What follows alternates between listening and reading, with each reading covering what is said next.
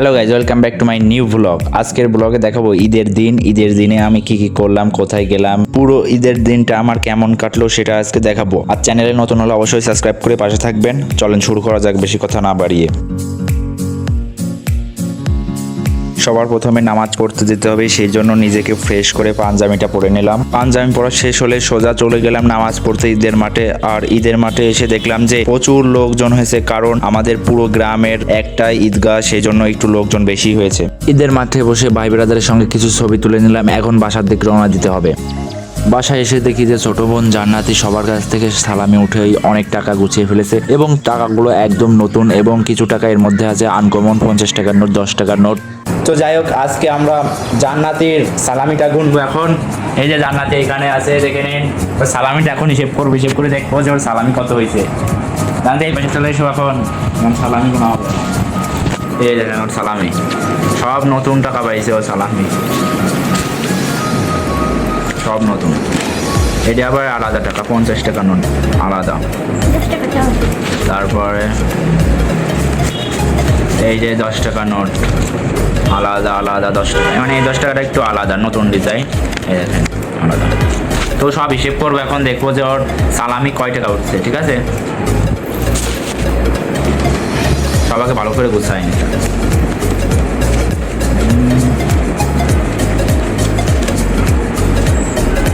5 টাকাও আছে, কিন্তু সবই নতুন টাকা, কোনোটাই পুরনো টাকা নেই।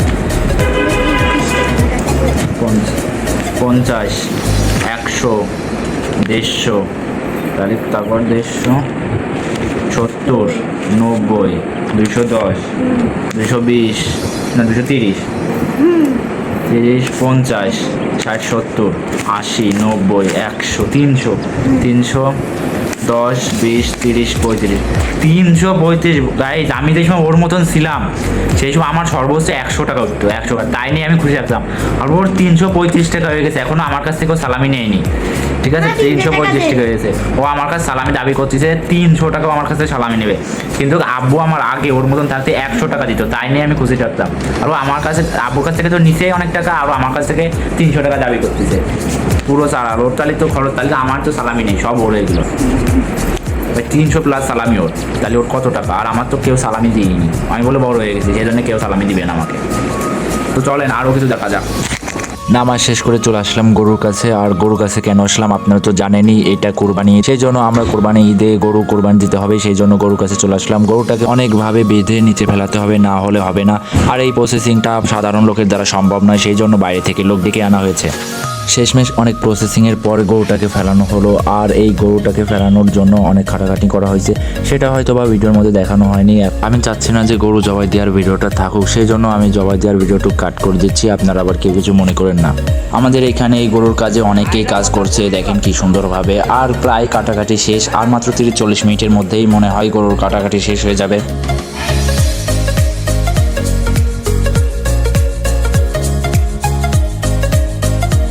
কাটাকাটি কাজ সব কমপ্লিট হয়ে গেছে, এখন চলে এসেছে ভাগাভাগির কাজে। এখন এটাকে সঠিক 3 ভাগে ভাগ করতে হবে।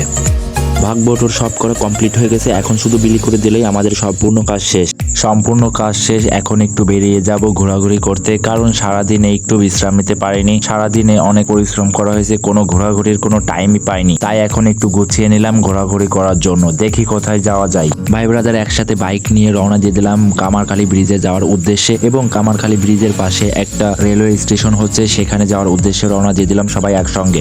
বাসা থেকে কামারখালী ব্রিজ বেশি দূর না, সেই জন্য তাড়াতাড়ি চলে আসলাম। বাসা থেকে কামারখালী ব্রিজের দূরত্ব হবে সর্বোচ্চ 20 কিলোমিটার, আর বাইকে 20 কিলোমিটার মানে তো কোনো ব্যাপারই না, সেই জন্য সবাই মিলে চলে আসলাম। আর অনেক তাড়াতাড়ি চলে আসতে পেরেছি আমরা। কামারখালী ব্রিজের ডিজাইনটা কিছুটা বাইরের দেশের মতন লাগে, কারণ এই ডিজাইনটা ব্রিটিশ আমলে করা, আর ব্রিটিশরা করে গিয়েছে বলে এত সুন্দরভাবে করা হয়েছে। না হলে যদি আমাদের বাংলাদেশরা করতো তাহলে আর এত সুন্দরভাবে করা আসতো না।